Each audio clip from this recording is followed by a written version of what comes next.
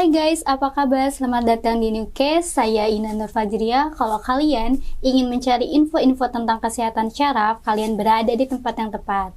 Kali ini kita akan bahas tentang fisioterapi. Apa sih fisioterapi itu? Apakah fisioterapi itu sama dengan tukang pijat? Yuk kita simak videonya.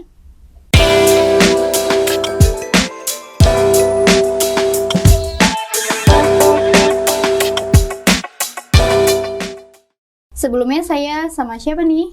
Saya Meiti Mamangkei. Saya seorang fisioterapi. Oke, enakan dipanggil Mbak Meti, Kak Meti, atau apa nih Kak? Panggil aja Kak Meiti. Lebih nyaman buat dipanggil seperti biasa. Oh ya Kak, benar gak sih fisioterapi itu sama dengan tukang pijat?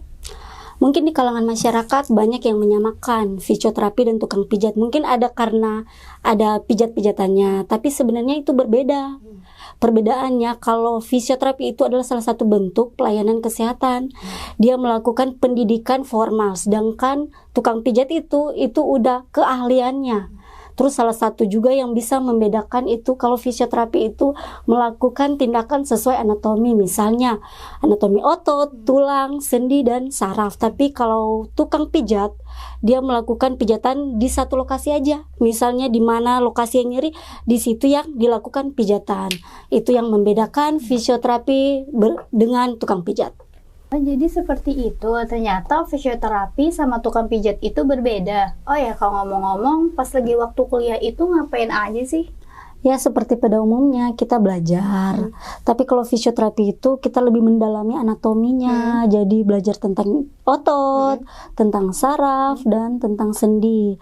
Terus kalau fisioterapi juga itu belajar tentang asesmen, itu dimana saat pasien datang, nah di situ kita mulai asesmennya, terus melakukan pemeriksaan khusus, terus terakhir kita diagnosis yang dilakukan oleh fisioterapi. Jadi diagnosis fisioterapi untuk mengetahui tindakan apa yang akan kita lakukan selanjutnya.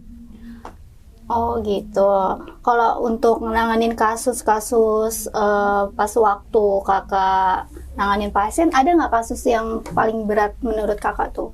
Mungkin kasus terberat yang biasa aku pernah aku pegang biasanya stroke sih.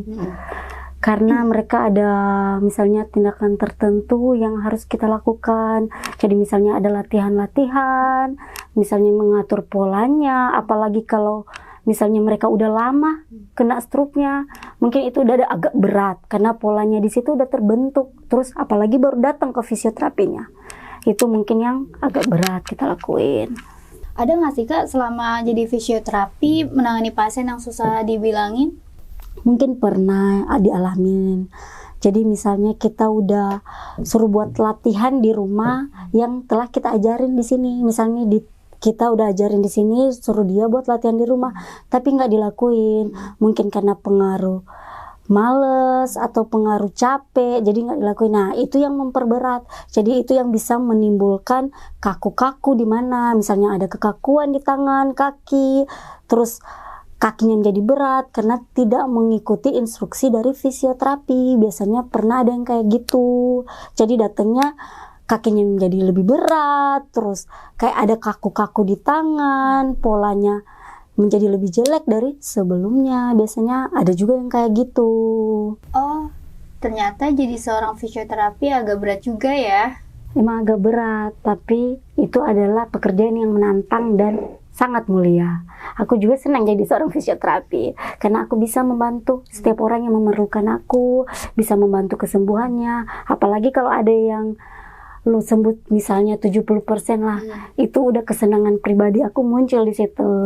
Jadi bedalah gimana ya kesenangan kita biar bisa lihat pasiennya jalannya, misalnya jalannya pas datang udah pakai kursi roda, terus berapa kali kita terapi terus udah bisa jalan. Nah, itu membuat kita bangga jadi seorang fisioterapi.